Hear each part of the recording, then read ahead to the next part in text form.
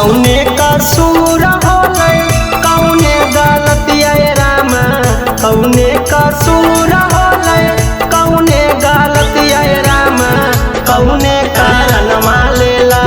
भैया के जन्म रामा कौने कारण मालेला भैया के जन्म रामा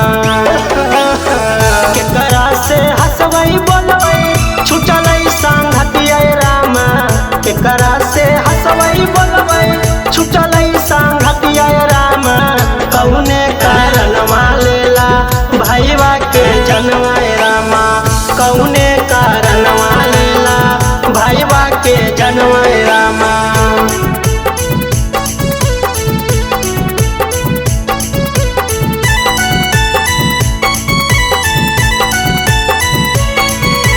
घरावा में दुखावा बढ़ैला सुना कैला गंगनामा घरावा में दुखावा बढ़ैला सुना कैला गंगनामा एक साथ खेली कूदी होली सयान हो भाईवा सबके हमार ले जान हो एक साथ खेली कूदी होली सयान हो भाईवा सबके हमार ले जान हो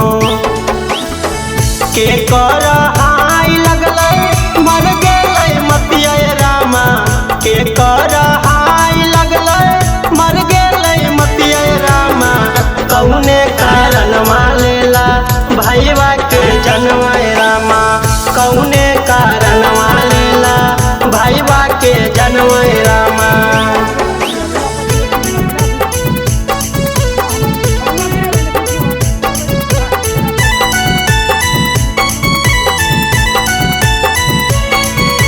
घरावा में दुखावा बढ़ैला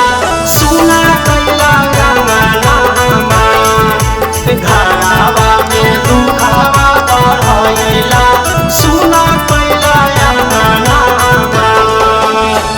कुंदन बेदर्दी के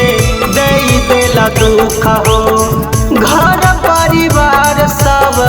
रोवे फूट फूट हो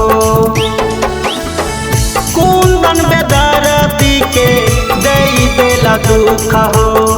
घर परिवार सब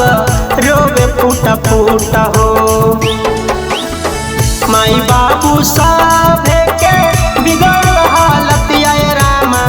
माई बाबू सब